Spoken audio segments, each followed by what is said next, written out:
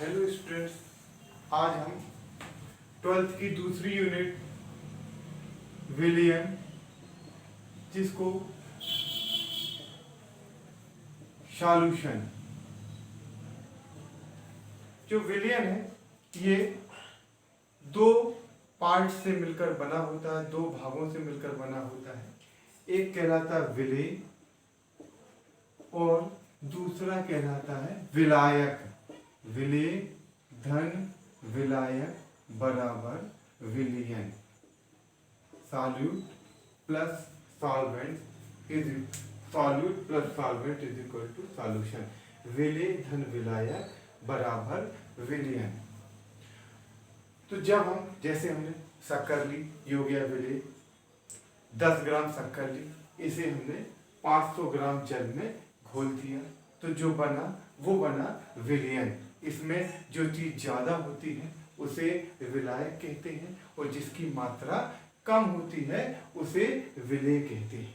तो ये हुआ विलेय प्लस विलायक बराबर विलियन। अब इसमें जो फर्स्ट टॉपिक है वह है विलियन के सांद्रण को व्यक्त करने की विधियां। बेटा ये जो टॉपिक है इस पर क्वेश्चन हर कॉम्पिटिटिव एग्जाम में पूछा जाता है। विलियन के सांद्रण को व्यक्त करने की विधि, कौन कौन सी विधि हैं जिनके द्वारा हम किसी विलियन के सांद्रण को व्यक्त कर सकते हैं। तो पहली विधि है, हमें पढ़ना है विलियन के सांद्रण या सांद्रण को व्यक्त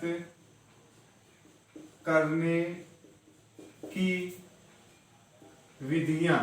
method to expressing the concentration of solution. Method for expressing the concentration of the solution. विलियन के सांद्रण को व्यक्त करने की विधियां। तो जब बेटा पहली है ये परसेंटेज, जिसको बोलते हैं प्रतिशतता। प्रतिशतता परसेंटेज।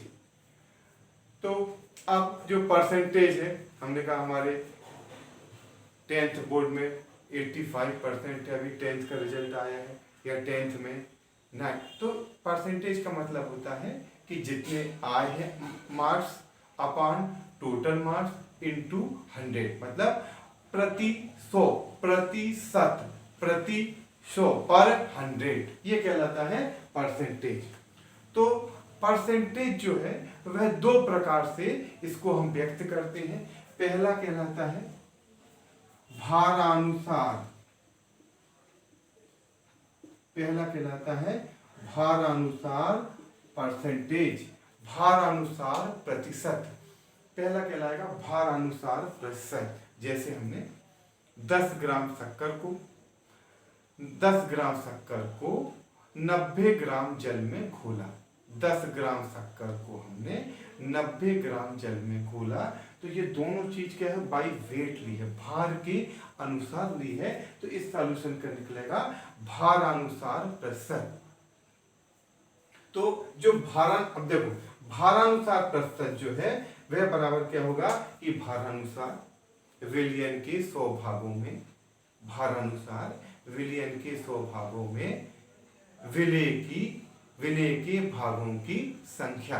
भारानुसार विलियन के 100 भागों में विलेय के भागों की संख्या।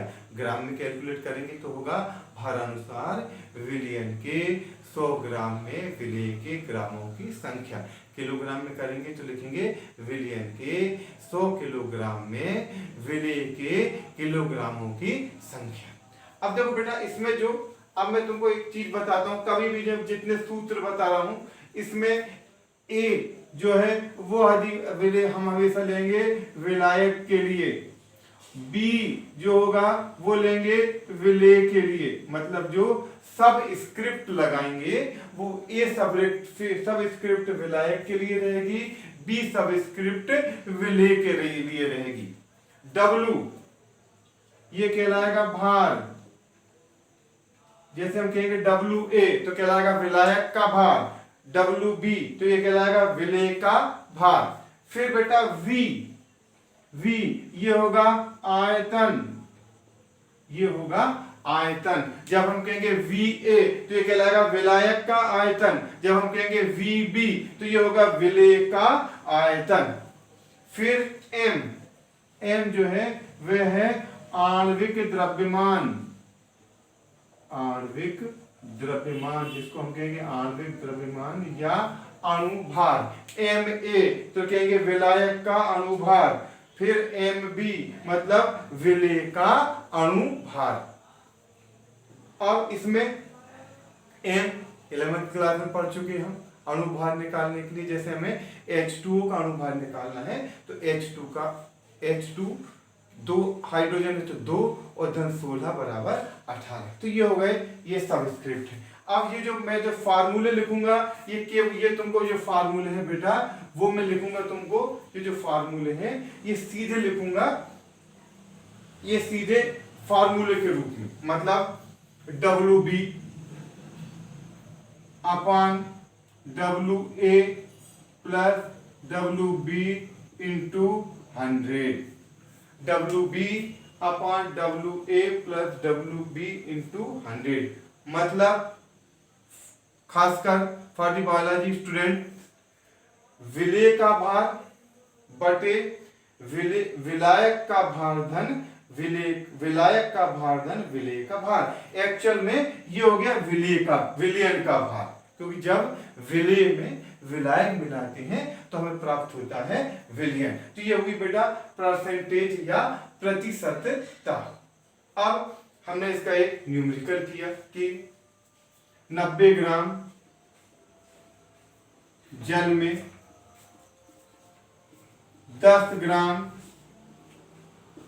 ग्लूकोज घुला है। 10 ग्राम ग्लूकोज घुला है। विलयन की प्रतिशतता ज्ञात कीजिए। 90 ग्राम जल में 10 ग्राम ग्लूकोज घुला है।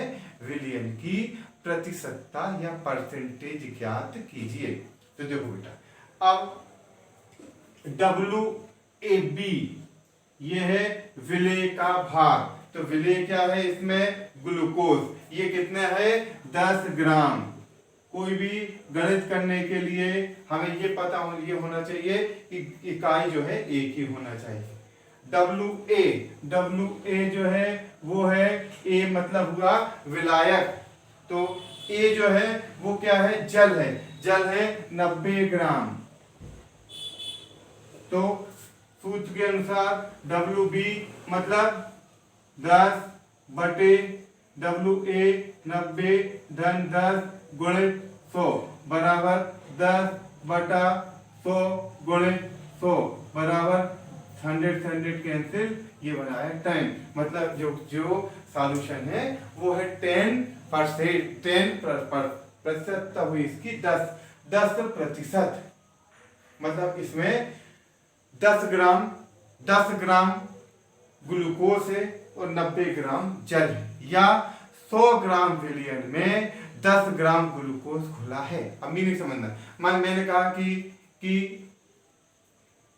शक्कर का 20% विलयन, इसका मतलब हुआ कि इस विलयन में 20 ग्राम शक्कर है और 20 ग्राम शक्कर है और 80 ग्राम जल है, या 100 ग्राम विलयन में 20 ग्राम शक्कर है। जब 20 ग्राम शक्कर होगी तो अंडरस्टूड है कि 80 ग्राम जल होगा। ये हुआ भारानुसार प्रतिशत। ठीक, अब बेटा ये जो है ये हो गया भारानुसार प्रतिशत। अब इसके बाद जो दूसरा आया परसेंटेज, ये हुआ 1% भारानुसार। जो दूसरा परसेंटेज है वो होता है, ये मैंने लिखा प्रतिशतता भारानुसार A, और ये हुआ आयतनानुसार मतलब बाई वॉल्यूम। अब आयतन के अनुसार इस इकाई का उपयोग तब किया जाता है जब इस यूनिट का यूज हम तब करेंगे जब विलेय तथा विलायक दोनों ही द्रव हों। जैसे अल्कोहल, एथिल अल्कोहल जो वो एक द्रव होता है, और जल वाटर भी एक द्रव होता है। दोनों क्या है द्रव हैं। तो दोनों जब द्रव होंगे तो हम इस इकाई का उपयोग करेंगे आयतनानुसार प्रतिशत। आयतनानुसार प्रेशर। जो ये जो मैं पढ़ा रहा हूं इसके नोट्स आपको जो लिंक देंगे, जो दी हुई है आपके जो अपलोडेड वीडियो है उसमें जो लिंक है डेस्टिनेशन पर, उस पर जाकर क्लिक कीजिए, ये इसके आपको प्रिंटेड नोट्स मिल जाएंगे। इसको अच्छे से समझने के लिए ये आवश्यक है कि वीडियो देखने से पहले आप उन नोट्स को अपनी फेयर कॉपी में लिखिए, और जब वीडियो देखें तो उस कॉपी को अपने सामने रखिए, तो आपकी ये पूरा समझ में आ जाएगा, पूरा क्लियर हो जाएगा। अब बेटा दूसरा हुआ आयतनानुसार परसेंटेज। एक चीज और कि यदि आपको इसमें कोई इसको पढ़ने के बाद अपनी पाठ्य पुस्तक को भी अवश्य कंसर्न करें, जो बुक्स है उसको भी देखें। आयतानुसार प्रेशर, अब इसमें जो होगा ये क्या हो गया, अब उसमें कुछ नहीं है, जो वहां भारानुसार है वो यहाँ हो गया आयतानुसार। तो लिखेंगे आयतनानुसार विलयन के 100 भागों में, आयतनानुसार विलयन के 100 भागों में विलय के भागों की संख्या, विलय के भागों की संख्या कहलाती है आयतनानुसार प्रेशर। अब इसमें होगा जहां वहां W था ये हो जाएगा VB बटे VA प्लस VB गुणित 100, VB बटे VA प्लस VB गुणित 100। V मतलब आयतन, B मतलब विलेय, तो विलेय का आयतन बटे विलायक का आयतन धन विलेय का आयतन गुणित 1000। अब इसका एक न्यूमेरिकल कि 270 ml जल है, जल में 30 ml C2H5OH एथिल अल्कोहल घुला है। 270 ml जल में 30 ml एथिल अल्कोहल घुला है। आयतनानुसार प्रेशर ज्ञात कीजिए। 270 ml जल में 30 ml एथिल अल्कोहल घुला है, विलयन का आयतनानुसार प्रेशर ज्ञात कीजिए। अब देखिए बेटा इसमें VB ये क्या हुआ, ये हुआ 30 ml, फिर VA ये हुआ 270 ml, बस हमारे दोनों चीज हो गई। तो ये होगा 30 बटे 270 धन 30 बराबर 30 बटे 300 बराबर 0 से 0, सॉरी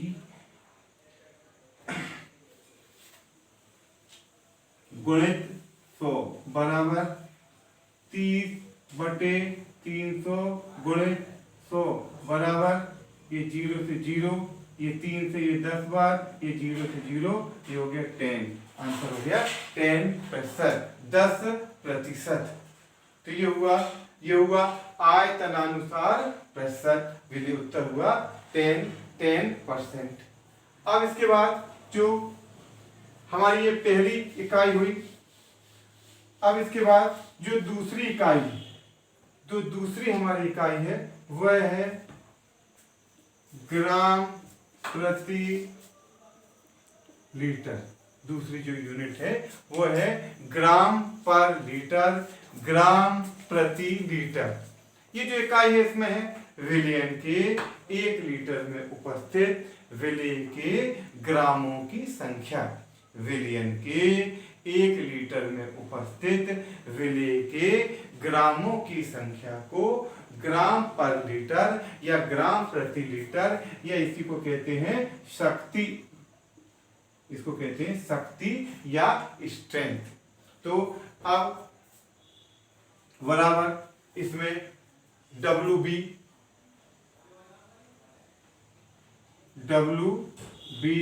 गुणित 1000 बटे VA प्लस VB, ये दोनों होंगे किसमें, ml में। देखना बेटा, ये जो है VA प्लस VB जो होंगे वो होंगे ml में, मतलब WB गुणित 1000 बटे VA प्लस BB। WB विलेय का भाग, VA विलियन का ml में आयतन, सॉरी VA विलायक का ml में आयतन, VB विलेय का ml में आयतन और गुणित 1000। अब इसका एक न्यूमेरिकल है, आपके नोट्स में भी दिया है, वही का वही करा देता हूं मैं। Na2CO3 के Na2CO3 के 10 लीटर विलियन में 10 लीटर विलियन में 100 ग्राम घुला है। 10 लीटर में 100 ग्राम घुला है। बेटा देखो, ये तुम पढ़ रहे हो, ये ध्यान रखना कि ये यदि यहाँ 1000 हटा दोगे तो यहाँ पर लीटर आ जाएगा। दोनों फार्मूले कर सकते हैं। जैसे ही तुम यहाँ 1000 लिखोगे तो यहाँ ml में आएगा, और यदि यहाँ 1000 हटा दोगे तो यह जाएगा लीटर। इसी को जो अब बराबर कितना है, 100 ग्राम WB कितने में, दोनों 10 लीटर में, तो हो गया 10 और ये हो गया 10, तो इसकी शक्ति हो गई 10 ग्राम प्रति लीटर। चाहो तो इस फार्मूले को मैं तुम्हें एक दूसरे तरह से लिखा देता हूं, इससे तुम्हें ज्यादा सरल रहेगा। देखो, विलेय का ग्राम में भार बटे विलियन का लीटर में आयतन। विलेय का ग्राम में भार बटे विलियन का लीटर में आयतन। विलेय का ग्राम में भार है 100, विलियन का लीटर में आयतन है 10, 0 कैंसिल, ये आ गया 10। आंसर हो गया 10 ग्राम पर लीटर या 10 ग्राम प्रति लीटर। ये हो गई शक्ति या ग्राम प्रति लीटर।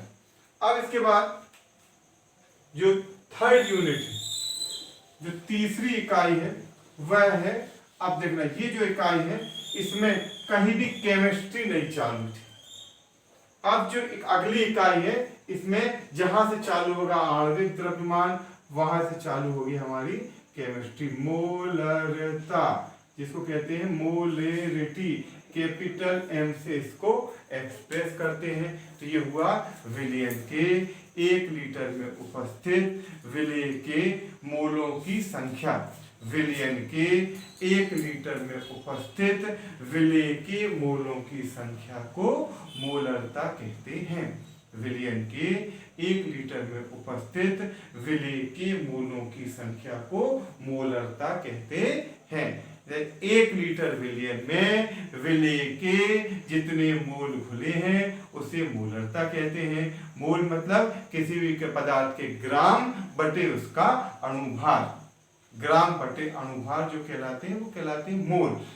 ठीक, अब इसका सीधा सूत्र कि कैपिटल M बराबर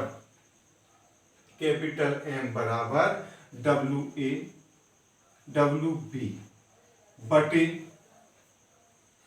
MB गुणित 1000 बटे V।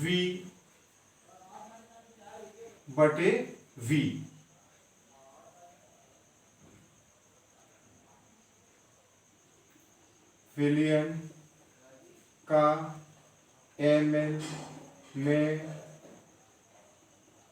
आयतन, WB बटे MB गुणित 1000 बटे विलियन का ml में आयतन।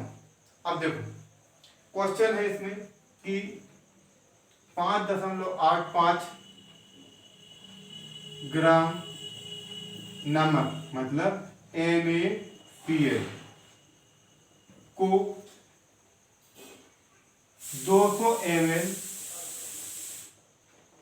विलयन में घोला गया, विलयन में घोला गया, तो हमें निकालना है इसकी मोलरता।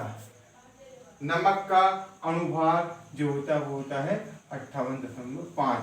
नमक का सूत्र होता है बेटा NaCl, Na का 23 धन 35.5 बराबर 58.5। अब 5.85 ग्राम नमक, मतलब ये हो गया कैपिटल M बराबर 5.85 गुणित ये हो गया बेटा 1000 पटा WB, MB मतलब विलेय का अनुभार, विलेय का अनुभार होगा 58.5 गुणित 1000। अब क्या है विलयन का ml में आयतन, विलयन का ml में आयतन है ये 200। तो बेटा ये 2 जीरो से 2 जीरो कट गए, ये 5.85 से ये 10 बार कट गया,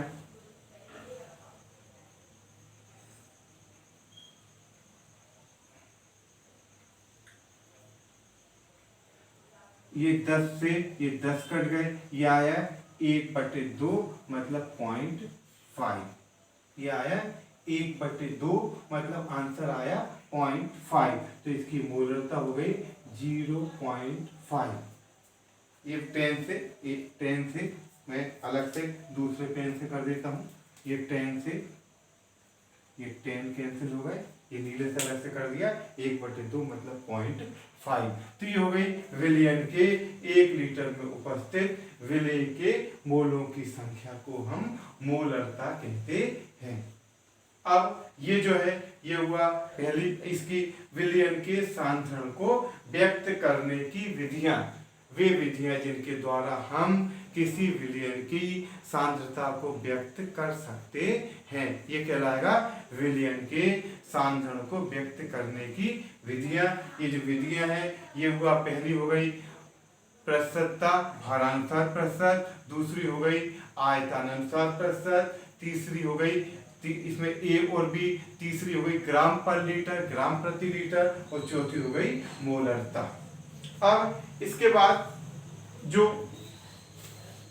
इसके कुछ क्वेश्चन रहेंगे होमवर्क में, वो आप चेक करके देखना, और यदि कठिनाई होगी तो इसको मैं अगली क्लास में और डिस्कस करूंगा।